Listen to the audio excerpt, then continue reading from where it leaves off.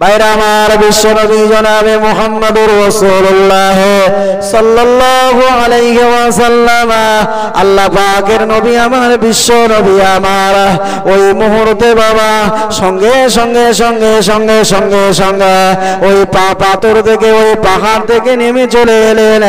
ওই পাথর, ওই পাহাড় থেকে নেমে এসে হযরতে আলী রাদিয়াল্লাহু তাআলা আনহুকে ডাকলেন, হযরতে ওমর রাদিয়াল্লাহু তাআলা আনহুকে ডাকলেন। ওমরকে ডেকে বলছে, ও ওমর, শোনো শোনো, আমার এই জামাটা নিয়ে তুমি চলে যাও, আমার এই জামাটা নিয়ে তুমি চলে যাও। ওয়াইস আল কারনির কাছে তুমি আমার এই জামাটা দিয়ে দেবে, ওয়াইস আল কারনির কাছে আমার এই জামাটা দিয়ে দেবে, কারণ তোমরা ওই জামাটা তার কাছে দিয়ে দেবে। হযরতে ওমর রাদিয়াল্লাহু তাআলা আনহু রাসূলুল্লাহ সাল্লাল্লাহু আলাইহি ওয়াসাল্লাম, আমার নবী পাকের বাবা এই জুব্বা মুবারকটা নিয়ে ওয়াইস আল কারনির কাছে নিয়ে গেলেন। ওয়াইস আল কারনির কাছে দেখা করলেন। ওয়াইস আল কারনির কাছে দেখা করার পরে হযরতে ওমর রাদিয়াল্লাহু তাআলা আনহু বাবা ওয়াইস আল কারনিকে জিজ্ঞাসা করলেন, ও ওয়াইস আল কারনি, বড় আমরা এত বড় বড়, আমার আবু বকর ছিলাম, আমি ওমর ছিলাম, আমরা কেউ জুব্বা পাইনি গো, তুমি কি করে নবী পাকের জুব্বা পেলে? জুব্বাটা তুমি কি করে পেলে? আমরা তো জুব্বা পেলাম না। ওই সময় ওয়াইস আল কারনি বলেছিলেন, ও নবী সাহাবা ওমর, শোনো, যেদিন আমি শুনেছি যে আল্লাহর রাসূল সাল্লাল্লাহু আলাইহি ওয়াসাল্লামের দন্ত মুবারক শহীদ হয়ে গিয়েছে, সেই দিন আমি নবীর মহব্বতে আমি আমার দাঁতগুলো, গালের সমস্ত দাঁতগুলো আমি ভেঙে চুরমার করে দিয়েছি, যে আমার নবীর গালের দাঁত যখন শহীদ হয়ে গিয়েছে, আমি একটা গালে আর দাঁত রাখবো না। তাই নবীর মহব্বতে, নবীর ভালোবাসায় আমি আমার গালের সমস্ত দাঁতগুলো ভেঙে আমি একেবারে আমার গাল থেকে দাঁত শূন্য করে ফেলেছি। জোরে বলুন সুবহানাল্লাহ। বাইরে আমার কি ভালোবাসা, রাসূলুল্লাহকে কি মহব্বত, রাসূলুল্লাহকে কি ভালোবেসেছিলেন। তো সেই যে কথা বলছিলাম, হযরতে আবু বকর রাদিয়াল্লাহু তাআলা আনহু তিনি বলেছিলেন যে আমার ইন্তেকালের বাদে, আমার মরণের বাদে আমার রাসূলুল্লাহর পাশে, কবরের পাশে, রওজার পাশে আমার দাফন করবে, কিন্তু রাসূল যত সময় অনুমতি না দেবে, নবী যত সময় অনুমতি না দেবে, তত সময় যেন তোমরা আমাকে দাফন করবে না। ভাইরা আমার, হযরতে আবু বকর রাদিয়াল্লাহু তাআলা আনহু তিনি দুনিয়া থেকে ইন্তেকাল করলেন, তিনি দুনিয়া থেকে বিদায় নিলেন। হযরতে আবু বকর রাদিয়াল্লাহু তাআলা আনহুকে যথারীতি জানাজা নামাজ করা হলো। হযরতে আবু বকর রাদিয়াল্লাহু তাআলা আনহুকে যথারীতি কাফন পরিয়ে আল্লাহর রাসূল সাল্লাল্লাহু আলাইহি ওয়াসাল্লামের রওজার পাশে রাখা হলো। আল্লাহর নবী বললেন, ইলা আউসিলিল হাবিবা আউসিলিল হাবিব, হ্যাঁ আমাকে বন্ধুর কাছে বন্ধুকে আসতে দাও, বন্ধুর কাছে বন্ধুকে আসতে দাও। রাসূলুল্লাহ সাল্লাল্লাহু আলাইহি ওয়াসাল্লাম কবরের ভিতর থেকে জিন্দা, কবরের ভিতর থেকে আওয়াজ করে বললেন, আমার কবরের পাশে আবু বকরের জায়গা করে দাও। জোরে বলুন না সুবহানাল্লাহ। ভাইরা আমার, তালি রাসূল কবরে জিন্দা। ভাইরা আমার, অনেকে তো বলে যে আল্লাহর রাসূল দুনিয়ায় কবরে জিন্দা নাই, হ্যাঁ, কিন্তু হাজারো প্রমাণ আছে যে আল্লাহর রাসূল কবরে জিন্দা। ভাইরা আমার, বাবাজিরা, আল্লাহর রাসূল সাল্লাল্লাহু আলাইহি ওয়াসাল্লাম নবী পাকের কবরের পাশে হযরতে আবু বকরকে দাফন করা হয়েছিল। ভাইরা আমার, হযরতে ওমর রাদিয়াল্লাহু তাআলা আনহু তানাকে একই ভাবে রাসূলুল্লাহ সাল্লাল্লাহু আলাইহি ওয়াসাল্লাম আবু বকরকে যেমন দাফন করা হয়েছিল, ওমর সিদ্দিকা রাদিয়াল্লাহু তাআলা আনহার জায়গা ছিল, কিন্তু মা আয়েশা নিজের জায়গাটা ওমরের জন্য ছেড়ে দিয়েছিলেন। কেন ওমরের জন্য ছেড়ে দিয়েছিলেন? ভাইরা আমার, যখন আব্দুল্লাহ বিন উবাই বিন সুলুল বড় কাফের, বড় মুনাফিক, যখন মা আয়েশার নামে অপবাদ দিয়েছিল, মা আয়েশার নামে কুৎসা গেয়েছিল, ভাইরা আমার, ওই সময়তে হ্যাঁ, রাসূলের একজন সাহাবী, তার নাম হচ্ছে হাসান বিন সাবেত। হাসান বিন সাবেত রাদিয়াল্লাহু তাআলা আনহু, তিনি ওই আব্দুল্লাহ বিন উবাই বিন সুলুলের কথা বিশ্বাস করে, হ্যাঁ, এই হাসান বিন সাবেত বলেছিল রাসূলকে যে ইয়া রাসূলুল্লাহ, আপনি মা আয়েশাকে তালাক দিয়ে দেন, মা আয়েশাকে তালাক দিয়ে দেন। ভাইরা আমার, অথচ এই হাসান বিন সাবেত এত বড় আল্লাহর রাসূলের একজন সাহাবী ছিলেন। আল্লাহ পাক রব্বুল আলামিন হাসান বিন সাবেতের জন্য দোয়া করেছিলেন, আল্লাহুম্মা আইয়িদ বিরূহিল কুদুস, হে আল্লাহ, তুমি এই হাসান বিন সাবেতকে তোমার ফেরেশতা জিবরাইল আমিন দিয়ে সাহায্য করো। জোরে বলুন সুবহানাল্লাহ। হ্যাঁ, এত বড় মানে একজন সাহাবী, তিনি যখন মা আয়েশাকে তালাক দেওয়ার কথা বললেন, ভাইরা আমার, এই মন্তব্য করার কারণে শেষ জীবনে আল্লাহ তার চোখের জ্যোতি কেড়ে নিয়েছিলেন। হ্যাঁ, ওই সময়তে হযরতে ওমর রাদিয়াল্লাহু আনহু বলেছিলেন, ইয়া রাসূলুল্লাহ, ইয়া হাবিবাল্লাহ, হুজুর, না, খবরদার আপনি আয়েশাকে তালাক দিবেন না, আপনি আয়েশাকে খবরদার তালাক দিবেন না। আপনি যদি আয়েশাকে তালাক দিয়ে দেন, আবু বকরের ঘরে কান্নার মাতম পড়ে যাবে, ওই কান্না কিয়ামত পর্যন্ত আবু বকরের ঘরের কান্না বন্ধ হবে না। ইয়া রাসূলুল্লাহ, আপনি আয়েশাকে তালাক দেবেন না। এই কথা ওমর রাদিয়াল্লাহু তাআলা আনহু বলেছিলেন। তাই মা আয়েশা সিদ্দিকা রাদিয়াল্লাহু আনহা তিনি বলেছিলেন যে আমার হযরতে ওমর যখন ইন্তেকাল করেছে, আমার জায়গা আমার আব্বা আবু বকরের পাশে হযরতে ওমর রাদিয়াল্লাহু তাআলা আনহর ওই দাফনের জায়গা হবে। জোরে বলুন সুবহানাল্লাহ। ভাইরা আমার, বাবাজিরা, আল্লাহর রাসূল সাল্লাল্লাহু আলাইহি ওয়াসাল্লাম নবী পাকের সাথে যারা বিয়াদবি করেছে, আল্লাহর রাসূলের সঙ্গে যারা বিয়াদবি করেছে, তাদের পরিণতি কি হয়েছে ভাইরা আমার, ফিদাকের ভিতরে একটু জায়গা আছে, ফিদাক, খাইবারের পাশে ফিদাক। হ্যাঁ, যারা শিয়া, এই শিয়ারা একবার কি করেছিল, এরা চেয়েছিল যে রাসূলের পাশ থেকে আবু বকর আর আলীর লাশটা তুলে আনবো, তুলে এনে আগুনে পুড়িয়ে দেব। ভাইরা আমার, কারণ হলো ওরা বলতে চায় যে আয়েশার এই মা ফাতেমার কোন জমি জায়গা আবু বকর দেয় নাই, ওমর দেয় নাই। ভাইরা আমার, ফিদাকের পাশে, খাইবারের পাশে একটা ফিদাক বলে জায়গা আছে, সেখানে নবীজির কিছু জমি ছিল। এখন মা আয়েশা ফাতেমা আবু বকরকে বলেছিলেন যে আমাকে কিছু জমি দেন, আমার আব্বার কিছু জমি দেন। হযরতে আবু বকর রাদিয়াল্লাহু তাআলা আনহু বলেছিলেন, ও ফাতেমা, শোনো, আমি একটা হাদিস বলি। আল্লাহর রাসূল সাল্লাল্লাহু আলাইহি ওয়াসাল্লাম তিনি দুনিয়াতে কোনো জাগতিক সম্পত্তি রেখে যান নাই। আল্লাহর রাসূল কোনো টাকা পয়সা রেখে যান নাই। আল্লাহর রাসূল কোনো জমি জায়গা রেখে যান নাই।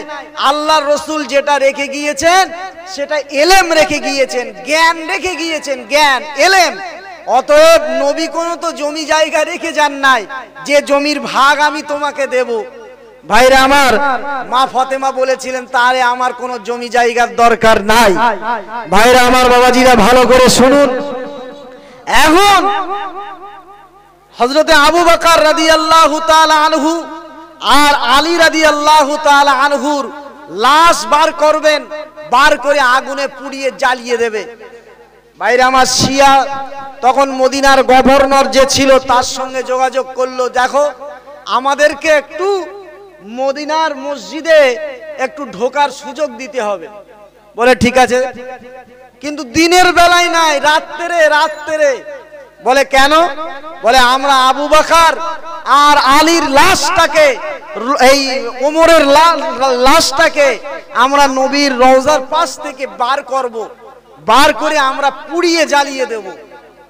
ভাইরা আমার, বাবাজিরা, এটা তো সহজ ব্যাপার নয়, এটা তো কঠিন ব্যাপার। এটা তো সহজ ব্যাপার নয়, এটা তো খুব কঠিন ব্যাপার। কিন্তু এরা বলল, ও ও মদিনার গভর্নর, আপনার কত কোটি টাকা লাগবে, আপনার কত সম্পত্তি লাগবে, আমরা আপনাকে দিয়ে দেব। টাকা পয়সা যা কিছু আপনাকে লাগবে আমরা আপনাকে দিয়ে দেব। আপনি শুধু রাত্রে আপনি বলবেন যে ওই মদিনার মসজিদের যিনি খাদেম আছেন ওনাকে বলবেন উনি যেন রাত 1টার সময় দরজাটা খুলে দেয়। আমরা আল্লাহর রসুলের আমরা আবু বকর আর ওমরের লাশটা আমরা ওখান থেকে টেনে বার করে এনে আমরা পুড়িয়ে জ্বালিয়ে দেব। ভাইরা আমার, বাবাজিরা, ভালো করে শুনুন। এখন টাকার লোভে পড়ে গিয়েছে। মদিনার যিনি গভর্নর ছিলেন সেই সময়কার, তিনি শিয়াদের সঙ্গে একমত হলেন। হওয়ার পরে আল্লাহর রাসূল সাল্লাল্লাহু আলাইহি ওয়াসাল্লামের মদিনার মসজিদে নববীর যিনি খাদেম ছিলেন ওই খাদেমকে ডেকে বললেন, শোনো, রাত 1টার সময় তুমি এই মদিনার মসজিদে নববীর তালাটা খুলে দেবে। ওই সময় কিছু মানুষ প্রবেশ করবে, তুমি তালা খুলে দেবে। ও বলে, আমি 40 বছর, আমি 40টা বছর আমি এই মদিনার মসজিদ নববীর খাদেমগিরি করছি, খেদমত করছি, কোনদিন রাত্রে তালা খুলতে হয় না, আর আজকে হঠাৎ করে আপনি বলছেন তালা খুলতে হবে, কারণটা কি? বাইরে আমার, মদিনার মসজিদে নববীর তালা এসার পরে বন্ধ হয়ে যায়, আর খোলা হয় কখন? বাইরে আমার তাহাজ্জুদের সময় খোলা হয়। বুঝতে পেরেছেন? ওখানে ঘুমানোর জায়গা নয়, ওখানে বিশ্রাম নেওয়ার জায়গা নয়, ওখানে মানে হাড়ি নিয়ে খাওয়ার জায়গা নয়, বোর্ডিং নয়। বাইরে আমার, আমরা যেমন আমাদের মসজিদগুলো এখন কি করেছি, হাড়ি পাতিল নিয়ে সেখানে রান্নার আগুন জ্বালিয়ে রান্না করে সারা রাত ধরে খাচ্ছি সেখানে মসজিদে, কিন্তু খোদার ঘর মসজিদ নববীতে বাইরে আমার এশার নামাজের পর বন্ধ হয়ে যায়, আর মানে তাহাজ্জুদের সময় খোলা হয়। বাইরে আমার বাবাজিরা, যখন এই কথা বলেই শেষ করতে চাই আমি, যখন এই কথা বলা হলো যে তোমরা বন্ধ করো, এই খুলে দেবে, উনি যিনি নবী পাক সাল্লাল্লাহু আলাইহি ওয়াসাল্লামের ওই মসজিদের যিনি খাদেম ছিলেন তার নাম হচ্ছে শামসুদ্দিন লামাতি। ভালো করে মনে রাখবেন নামটা, শামসুদ্দিন লামাতি। উনি বলছেন, না, আমি কখনো এই কাজ করতে পারবো না। মদিনার গভর্নর বলেছিল, মদিনার গভর্নর জানিয়ে দিয়েছিল, তুমি যদি না খোলো তাহলে তোমার চাকরি চলে যাবে, তুমি যদি না খোলো তাহলে তোমার চাকরিটা ধ্বংস করে দেওয়া হবে, তুমি যদি না খোলো তো তোমার চাকরি ধ্বংস করে দেওয়া হবে। ও শামসুদ্দিন লামাতি, খবরদার শুনে রেখে দাও, খবরদার তুমি জেনে রেখে দাও, তোমাকে আমি পরিষ্কার করে হুঁশিয়ার করে দিচ্ছি, আজ রাত 1টার সময় যখন মসজিদে নববীর দরজায় টক টক টক টক করে ঘা দেওয়া হবে, ওই সময় তুমি খুলে দেবে। ও ভাইরা আমার, বাবাজিরা, ওই শামসুদ্দিন লামাতি মদিনার গভর্নরের শেষ পর্যন্ত কথায় রাজি হয়ে গেল। রাজি হয়ে যাওয়ার পরে শামসুদ্দিন লামাতি গভীর রাত্রেতে, অন্ধকার রাত্রেতে বাবা সব মদিনার মসজিদ থেকে সব যখন বেরিয়ে গেল, সমস্ত দিককার দরজা বন্ধ করে দিলেন। বন্ধ করে দিয়ে বাবা মদিনার মসজিদে নববী শরীফে চুপ করে বসে আছেন। রাত 1টা যখন বাজে, ওই সময়তে কিছু দুষ্টু প্রকৃতির লোক, শিয়া সম্প্রদায়ের লোক 40 জনা, তারা সকলে এসে যখন মদিনার মসজিদে নববীর দরজায় টুকটুক করে আওয়াজ করলো, সঙ্গে সঙ্গে ইনি দরজা খুলে দিলেন। দরজা খুলে দিয়ে দেখে ওদের হাতে কোদাল রয়েছে, ওদের হাতে বাবা ঝুড়ি রয়েছে।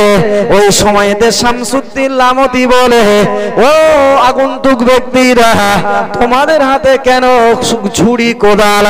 কেন তোমাদের হাতে ঝুড়ি? কেন তোমাদের হাতে কোদাল? এখানে তো ঝুড়ি কোদাল নিয়ে আসার জায়গা নয়, এখানে তো নবীজি শুয়ে আছেন, এখানে তো নবীকে সালাম দেওয়ার জায়গা, এখানে সাহাবীরা বাবাজিরা শুয়ে আছেন, তানাদের তো সালাম দেওয়ার জায়গা, কেন তোমরা ঝুড়ি নিয়ে, কেন তোমরা বড় বড় কোদাল নিয়ে তোমরা এখানে আসলে? ও ভাইরা আমার বাবাজিরা, ওই সময়েতে শামসুদ্দিন লামাতিকে বলল, তুমি এখান থেকে চলে যাও, তুমি দূর হয়ে যাও, তুমি দূর হয়ে যাও, দূর হয়ে যাও। ওই সময়তে শামসুদ্দিন লামাতি বলছে, না না না, ঝুড়ি কোদাল আপনারা বাইরে রেখে আসুন, আমি ঝুড়ি কোদাল নিয়ে ঢুকতে দেব না। আমার নবী, বিশ্ব নবী এখানে শুয়ে আছেন, আমার রাসূলুল্লাহ শুয়ে আছেন, আমার নবী পাক শুয়ে আছেন, আমি এখানে তোমাদেরকে ঢুকতে দেব না।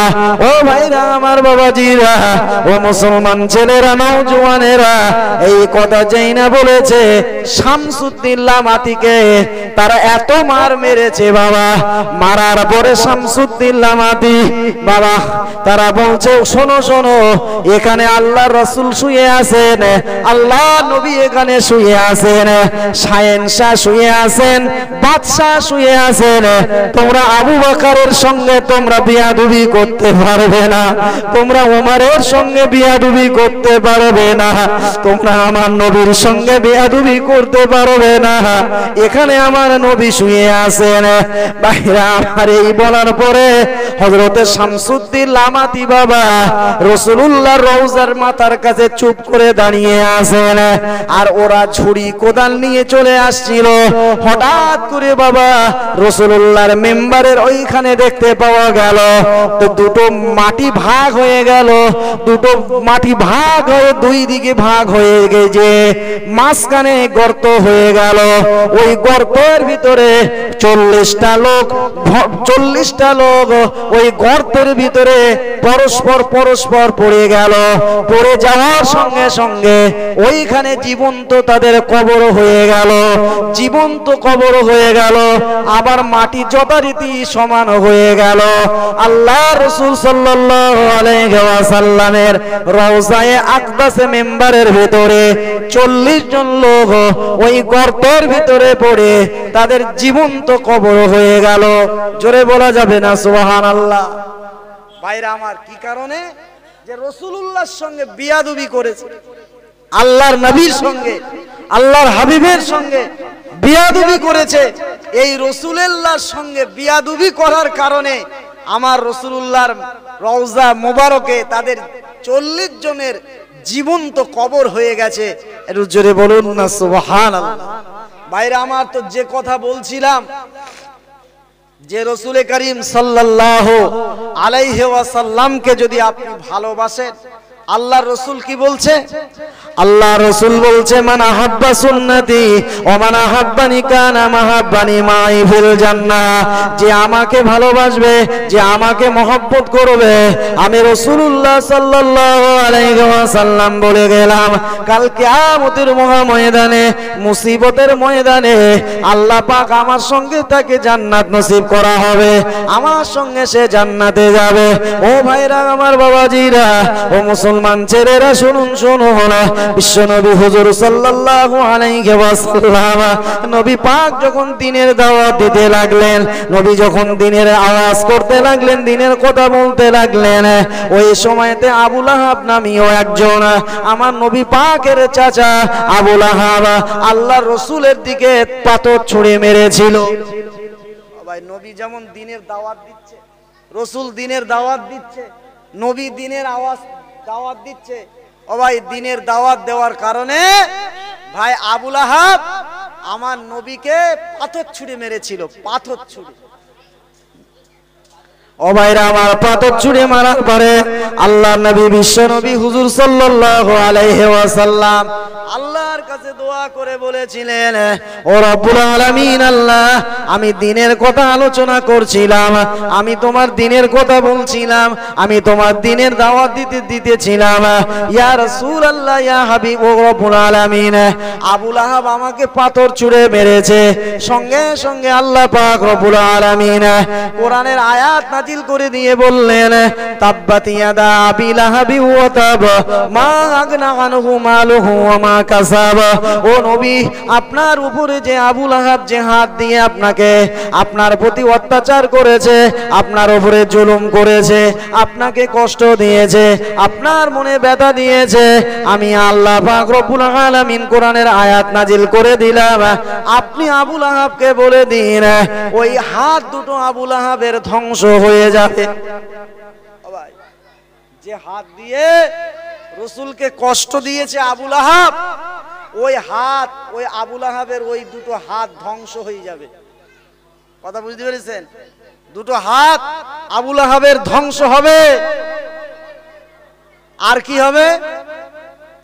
ভাইরা আমার, বাবাজিরা, আবু লাহাবের অনেক টাকা ছিল, আবু লাহাবের অনেক পয়সা ছিল, আবু লাহাবের অনেক সম্পদ ছিল, অনেক অর্থ ছিল। ও ভাইরা আমার, বাবাজিরা, মুসলমানেরা, সঙ্গে সঙ্গে আল্লাহ পাক কোরআনের আয়াত নাজিল করে দিয়ে বললেন সায়াসলা নারান যাতা লাহাবি ওয়া ইমরাতুহু হাম্মালাতাল হাতাব। ও নবী, আপনি ওই আবু লাহাবকে ডেকে বলে দিন, ওই আবু লাহাবকে আপনি ডেকে শুনিয়ে দিন, অচিরাত আবু লাহাব সমস্ত ধন সম্পত্তি ধ্বংস হবে, আবু লাহাবের সমস্ত সম্পত্তি ধ্বংস হয়ে যাবে। ওয়ামরাতুহু হাম্মালাতাল হাতাব, এবং ওর স্ত্রীকেও ধ্বংস হবে, ওর স্ত্রীও ধ্বংস হবে, আবু লাহাবের হাত ধ্বংস হবে, আবু লাহাবের সময় সম্পত্তি ধ্বংস হবে, এবং অচিরাত ওরা জাহান্নামে চলে যাবে। আচ্ছা ভাই, এই কথা যদি আবু জেহেল শোনে, আবু জেহেলের রাগ হবে, আবু লাহাবের রাগ হবে না হবে না? হ্যাঁ বলেন, কথা বলেন।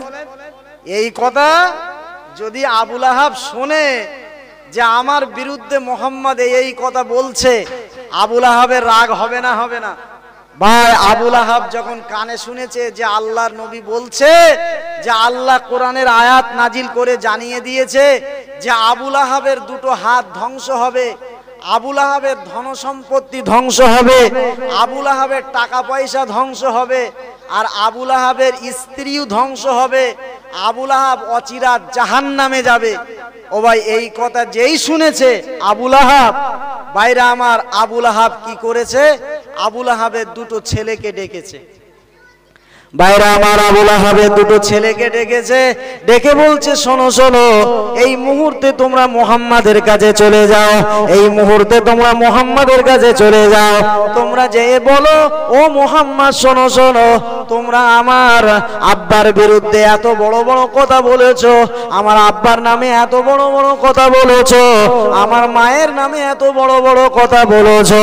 ও মুহাম্মদ শোনো শোনো, তোমার মেয়েকে যে আমরা বিবাহ করে রেখেছিলাম, তোমার মেয়েকে যে আমরা বিয়ে করে রেখেছি, যাও যাও আজকে রে তোমার মেয়ে দুটোকে আমরা তালাক দিয়ে দিলাম, তোমার মেয়ে দুটোকে আমরা তালাক দিয়ে দিলাম, তোমার মেয়ে দুটোকে আমরা বেওয়া করে দিলাম।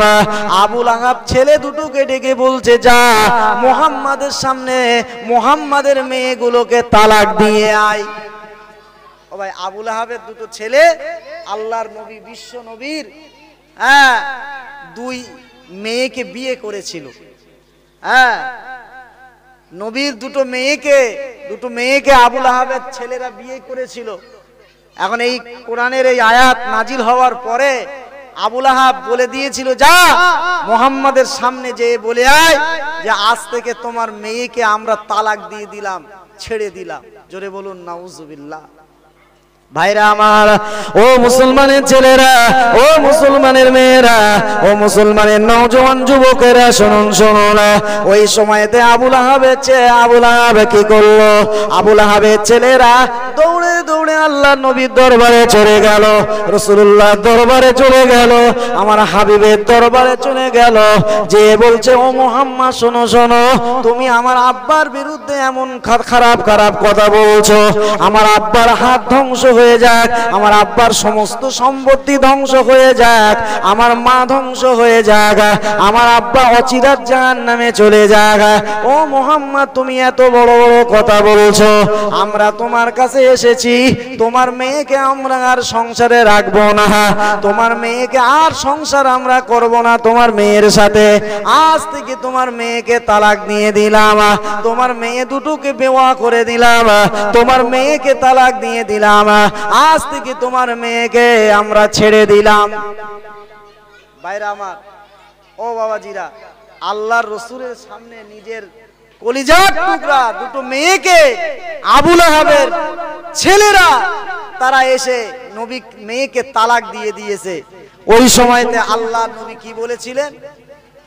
আল্লাহ নবী বলেছিলেন, আল্লাহুম্মা সাল্লাইতা কালবুম মিন কলবিক, আল্লাহুম্মা সাল্লাইতা কালবুম মিন কলবিক। ও রব্বুল আলামিন, আল্লাহ, ও মহান আল্লাহ, ও মহান আল্লাহ, ও আমার আল্লাহ, যারা আমার মেয়েকে ছেড়ে দিয়েছে, যারা আমার মেয়েকে আল্লাহ ছেড়ে দিয়েছে, আল্লাহ আমার মেয়েকে যারা বিবাহ করে দিয়েছে, আল্লাহ আমি তোমার কাছে হাত তুলে মোনাজাত করি, আল্লাহ এদের উপরে তুমি এমন হিংস্র জন্তু, এমন হিংস্র পশু এদের উপরে তুমি হামলা চালাও, আল্লাহ যেন ওই হিংস্র পশুর আক্রমণে এরা দুজন যেন ধ্বংস হয়ে যায়। আমার আল্লাহর নবীর দোয়া মুহূর্তের ভিতরে আল্লাহর দরবারে কবুল হয়ে গেল। জোরে বলুন সুবহানাল্লাহ। ভাইরা আমার, বাবাজিরা, সংক্ষেপে বলছি, এখন মুহূর্তের ভিতরে আল্লাহর দরবারে নবীর দোয়া কবুল হয়ে গেল। ও ভাই, এখন ছেলেরা যখন আবু জেহেলের কাছে, আবু লাহাবের কাছে এসছে, ওই সময়তে আবু লাহাব জিজ্ঞাসা করেছিল, আবু লাহাব বলেছিল, তোমরা কি মুহাম্মাদের মেয়েকে তালাক দিয়ে দিয়েছো? তা বলে, হ্যাঁ আমরা মুহাম্মাদের মেয়েকে তালাক দিয়ে দিয়েছি। তা বলছে, তখন মুহাম্মদ কি বলেছিল? হ্যাঁ, ওই সময়তে বলেছিল, আব্বাজান, ও আমার আব্বাজান। আবু লাহাব বলেছিল, আবু লাহাব মুহাম্মদ বলেছিল, আল্লাহুম্মা সাল্লাইতা কালবুম মিন কালবিক, আল্লাহুম্মা সাল্লাইতা কালবুন কালবি মিন কালবিক। ও আল্লাহ, যারা আমার মেয়েকে তালাক দিয়ে দিয়েছে, যারা আমার মেয়েকে বিবাহ করে দিয়েছে, আল্লাহ তুমি এদের উপরে হিংস্র পশু এদের উপরে আক্রমণ করাও, এদের উপরে হামলা করাও। ওই সময়তে আবু লাহাব বলেছিল, ও আমার সন্তানেরা, শোনো শোনো, মুহাম্মাদের দোয়া মুহাম্মাদের আল্লাহ ফেরত দেয় না, মুহাম্মাদের দোয়া মুহাম্মাদের আল্লাহ ফেরত দেয় না। অতএব মুহাম্মাদের দোয়া যখন মুহাম্মাদ এই দোয়া করেছে, আমার ভয় হয়, আমার ভয় হয়, আমার ভয় হয় তোদের উপরে কোনো না কোনো দিন হিংস্র জন্তু তোদের উপরে হামলা করবে, তোদের উপরে আক্রমণ করবে, কারণ মুহাম্মাদের দোয়া মুহাম্মাদের আল্লাহ কোনোদিন ফেরত দেয় না। জোরে বলুন। ভাইরা আমার, বাবাজিরা, তাহলে বোঝা গেল যে আবু জেহেল, আবু লাহাব এরাও বিশ্বাস করত, আমার আল্লাহকে বিশ্বাস করত, আমার নবীকে বিশ্বাস করত। ভাইরা আমার, বাবাজিরা, সেই জন্য বিশ্ব নবী জনাবে মুহাম্মদুর রাসূলুল্লাহ সাল্লাল্লাহু আলাইহি ওয়াসাল্লামের দোয়া বাবা আল্লাহর দরবারে কবুল হয়ে গিয়েছিল। ভাইরা আমার, এই আবু জেহেলের, এই আবু লাহাবের দুইটি সন্তান হিংস্র জন্তু জানোয়ারেরা, তারা এই দুটো সন্তানকে তারা বাগে ধরে তারা জঙ্গলের মধ্যে নিয়ে ছিন্ন বিচ্ছিন্ন করে ফেলেছিল। ভাইরা আমার, কি জন্য? যে নবীর সাথে বিয়াদবি করার জন্য, রসুলের সঙ্গে বিয়াদবি করার জন্য। ভাইরা আমার, তাদের পরিণতি এই হয়েছিল। ভাইরা আমার, আবু লাহাব আমার নবীর সঙ্গে বিয়াদবি করার কারণে তার হক ধ্বংস হয়ে গিয়েছিল। ভাইরা আমার, আবু লাহাবের সমস্ত সময় সম্পত্তি সব ধ্বংস হয়ে গিয়েছিল। আবু লাহাবের যে স্ত্রী, তার নাম ছিল উম্মে জামিলা, হ্যাঁ, এও ধ্বংস হয়ে গিয়েছিল। ভাইরা আমার, ও আকাশ পাহাড় থেকে কাঠ মাথায় করে নিয়ে চারিদিকে বিক্রি করত। ভাইরা আমার এত গরিব হয়ে গিয়েছিল, ভাইরা আমার ওই পাহাড় থেকে পড়ে নিচেই পড়ে মারা গিয়েছিল। ভাইরা আমার একটাই কারণ, সে কারণটা হলো আমার নবীর সঙ্গে বিয়াদবি করার কারণে, আমার রাসূলের সঙ্গে বিয়াদবি করার কারণে। সেই জন্যে আমরা কখনোই কোনো দিন যেন আমরা সেই রাসূলের সঙ্গে বিয়াদবি না করি, আমরা কখনোই যেন নবীর সঙ্গে বিয়াদবি না করি, হ্যাঁ আল্লাহ রাসূলের সঙ্গে যেন বিয়াদবি না করি। খবরদার, যদি আমাদের রাসূলের শানে বিয়াদবি হয়ে যায়, নবীর শানে যদি বিয়াদবি হয়ে যায়, আমাদের আমল যত বড় হোক না কেন, পাহাড় পরিমাণ আমল হোক না কেন, ও আমল মুহূর্তের ভিতরে ধ্বংস হয়ে যাবে। ভাইরা আমার, বিরাট নামাজ পড়ি, আর এখন যদি বলি যে নবীর শানে কিয়াম করা যাবে না, ভাইরা আমার এই কথা যদি আমরা বলি যে নবীর শানে কিয়াম করা যাবে না, ভাইরা আমার তোমার ওই যত রকমের ইবাদত আছে, যত রকমের আমল আছে, সব ইবাদত সব আমল মুহূর্তের ভিতরে ধ্বংস হয়ে যাবে। ভাইরা আমার, কারণ রাসূলুল্লাহর শানে যদি বিয়াদবি হয়ে যায়, ভাইরা আমার অনেকে আল্লাহর রাসূল নবী সাল্লাল্লাহু আলাইহি সাল্লামকে উম্মি নবী বলে।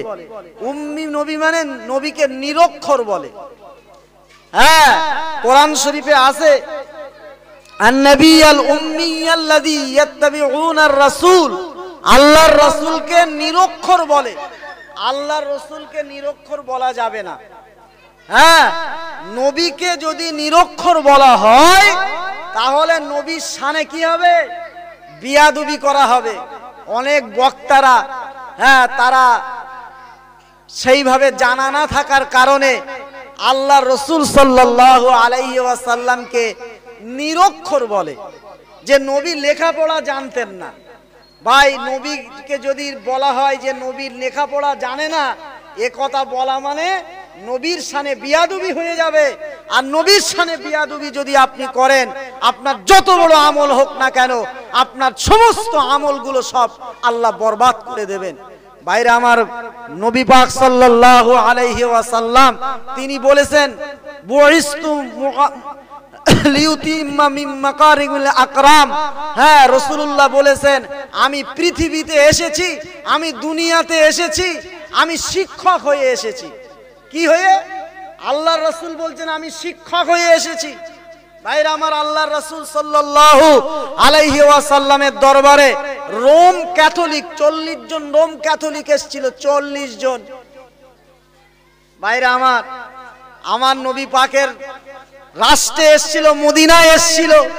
কারণ মদিনার রাষ্ট্র আল্লাহর রাসূল এমন ভাবে তৈরি করেছিলেন যে রাষ্ট্রে কোনো জেলখানা ছিল না। জোরে বলুন সুবহানাল্লাহ। কোনো জেলখানা ছিল না। ভাইরা আমার, এই রকম রাষ্ট্র আল্লাহর রাসূল তৈরি করেছিলেন। আর সেই রাষ্ট্র দেখার জন্য ভাইরা আমার রোম ক্যাথলিক 40 জন এসেছিলেন। সাহাবায়ে কেরাম রিদওয়ানুল্লাহি আজমাইনরা আল্লাহর নবীকে বলেছিলেন, ইয়া রাসূলুল্লাহ, ইয়া হাবিবাল্লাহ, হুজুর আপনার দরবারে রোম থেকে 40 জন ক্যাথলিক এসেছে, হুজুর এদের বসতে দেব কোথায়? আল্লাহ রাসূল বলছেন, ওদের একটু ভালো জায়গায় বসতে দাও, কারণ ওরা উঁচু উঁচু লোক, ওরা সম্মানীয় লোক, ওদের শিক্ষা দীক্ষা অনেক বেশি, ভালো জায়গায় বসতে দাও। ভাইরা আমার, রাসূলুল্লাহ সাহাবারা বলেছিলেন, ইয়া রাসূলুল্লাহ, ইয়া হাবিবাল্লাহ, হুজুর আমরা কি খেজুর গাছের তলায় বসতে দেব? খেজুর গাছের যে ছায়া, ওই ছায়ায় কি আমরা বসতে দেব হুজুর ওদের? আল্লাহ রাসূল বলেছিলেন, ও আমার সাহাবারা, না না না, ওই খেজুর গাছের নিচে ওদের বসতে দিও না, যেহেতু ওরা অনেক উঁচু দরের মানুষ, ওদের জ্ঞান অনেক, ওদের সম্মান অনেক, ওর থেকে আরো একটু ভালো জায়গায় বসতে দাও। ওই সময়তে রাসূলুল্লাহ সাহাবীরা বলেছিলেন, ইয়া রাসূলুল্লাহ, ইয়া হাবিবাল্লাহ, হুজুর তাহলে পাহাড়ের গা ঘেঁষা যে ছায়া আছে, ওই পাহাড়ের গা ঘেঁষা যে ছায়া, ওই ছায়ায় কি একটু বসতে দেব?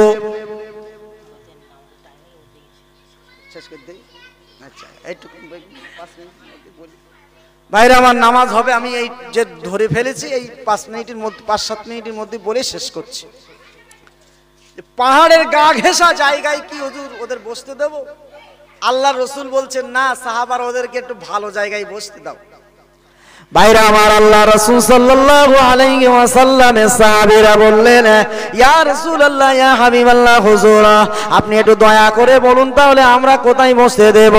আল্লাহ নবী বললেন, আল্লাহর হাবিব বললেন, ও বাবা বেলাল, মদিনার মসজিদে নববীর দরজাটা খুলে দাও, ওই মদিনার মসজিদে নববীর ভেতরে বসতে দাও।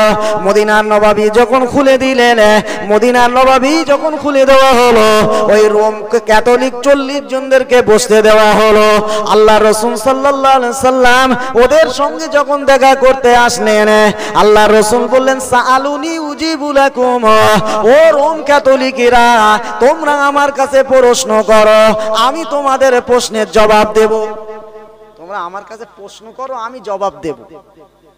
ভাইরা আমার, ওরা প্রশ্ন করবে আর কি? ওরা রসুলকে বলেছিলেন, ইয়া রাসূলুল্লাহ প্রশ্ন আর কি করব, প্রশ্ন সব ভুলে গিয়েছি।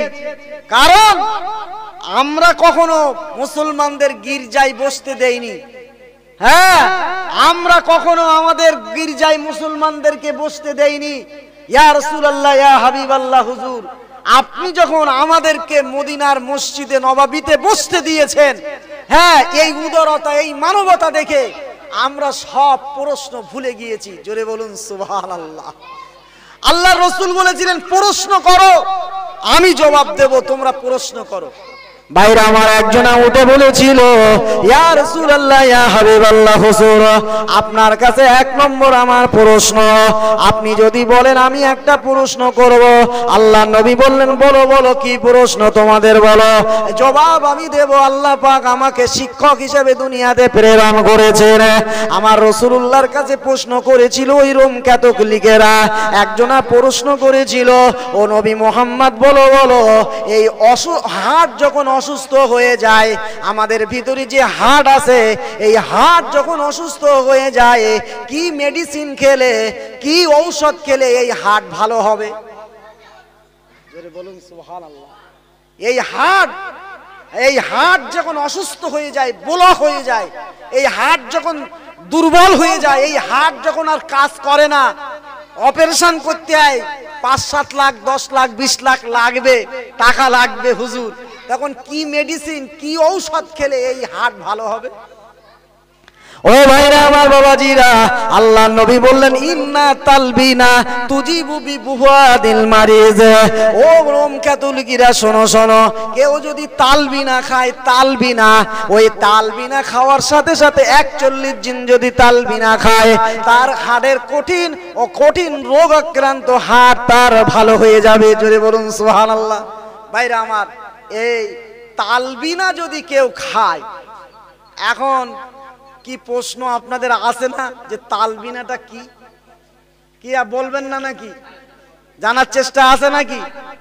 হ্যাঁ, কেউ যদি তালবিনা খায়, আল্লাহর রাসূল বলছেন, বুখারী শরীফের হাদিস, তাহলে তার এই হাড়ের রোগ থাকবে না, এই হাড়ের রোগ তারা থাকবে না, হাড় সুস্থ হয়ে যাবে।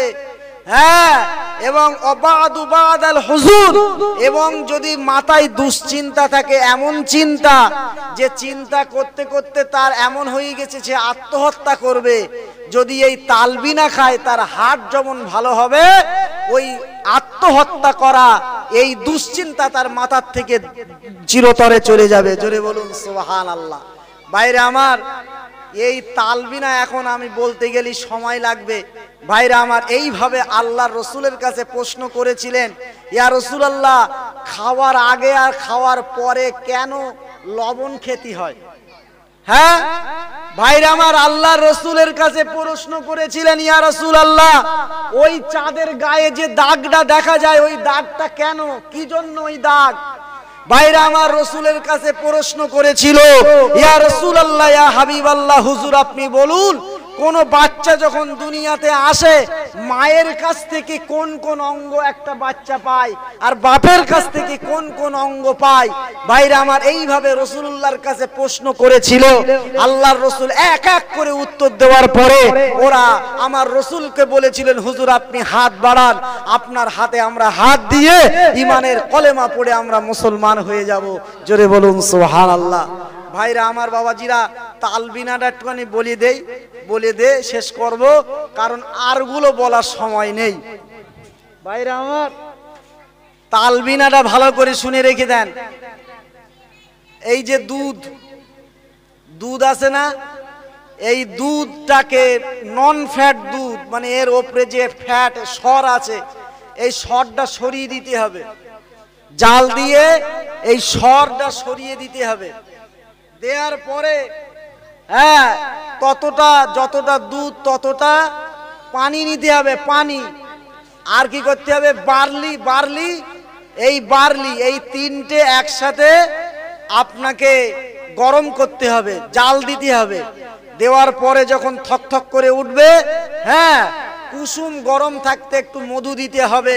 তাহলে বার্লি, নন ফ্যাট দুধ আর সমপরিমাণ পানি, এইগুলো তৈরি করে যদি কেউ শোয়ার আগে 41 দিন খায়, আল্লাহর রসুল বলছেন হাড়ের সমস্ত রকম রোগ আল্লাহ তার নিরাময় করে দূর করে দেবেন।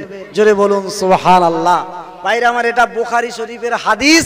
কারোর যদি হাড়ের রোগ থেকে থাকে, এই ফর্মুলা অবলম্বন করবেন, আল্লাহ পাক রব্বুল আলামিন হাড়ের রোগ থেকে আল্লাহ হেফাজত করবে। সকলে বলি আল্লাহুম্মা আমিন। ও আখির দাওয়ানা আনিল হামদুলিল্লাহি রাব্বিল আলামিন। আমি জন্য দোয়া করবেন। আমার খুব বলতে কষ্ট হচ্ছে, এই কারণে আমি খুব অসুস্থ। আজকে 10 দিন একদম পুরো বিছানা সহ্য, এত জ্বর, আসার ক্ষমতা নেই। শুধু আমার আব্বার প্রতিষ্ঠান করে গেছেন, হ্যাঁ, তাই আমি শুধু একটু এসেছি। কথা বলার কোনো শক্তি নেই, আপনারা তো বুঝতে পাচ্ছেন। এত গায়ে জ্বর, হ্যাঁ, সেই সাথে একদম শরীরে এক টুকরো বল নেই।